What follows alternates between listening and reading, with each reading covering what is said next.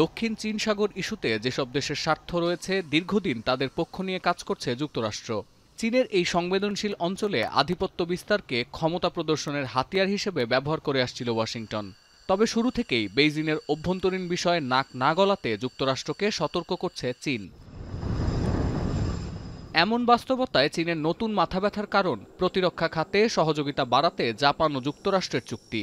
দেশটির পররাষ্ট্র মন্ত্রণালয়ের দাবি, দক্ষিণ ও পূর্ব চীন সাগর ইস্যুতে টোকিও ও ওয়াশিংটনের যৌথ বিবৃতি এই অঞ্চলের রাজনৈতিক স্থিতিশীলতা নষ্ট করবে।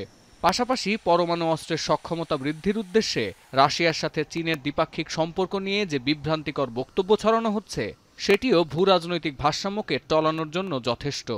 日美的联合声明罔顾事实，颠倒黑白，恶意的攻击中国的对外政策，粗暴的干涉中国内政，在涉海问题上对中国进行恶意攻击抹黑，对中国正常的军事发展和国防政策说三道四。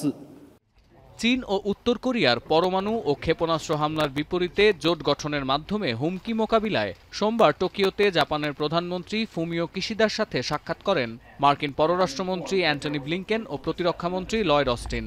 পাশাপাশি কোয়াড জোটের সক্ষমতা বাড়াতে সদস্য রাষ্ট্র ভারত, অস্ট্রেলিয়া ও যুক্তরাষ্ট্রের পররাষ্ট্রমন্ত্রীদের সাথেও আলাদাভাবে বৈঠক করেন জাপানের প্রধানমন্ত্রী।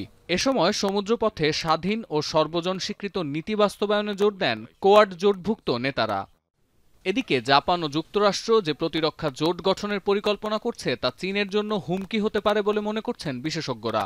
তারা বলছেন, জোটের সদর দপ্তর জাপানে নির্মাণের যে সিদ্ধান্ত এসেছে তা বাস্তবায়িত হলে এই দুই দেশ যে কোনো সংকটে একযোগে ভূমিকা রাখতে পারবে, যা অন্যান্য পরাশক্তিগুলোর জন্য মোটেও স্বস্তিদায়ক হবে না।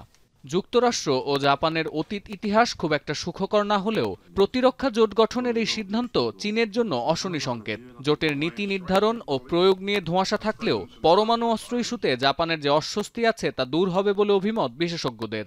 বিশেষ করে জাপানকে সুরক্ষা দিতে মার্কিন প্রতিরক্ষা বিভাগ তাদের পরমাণু অস্ত্র ব্যবহার করবে।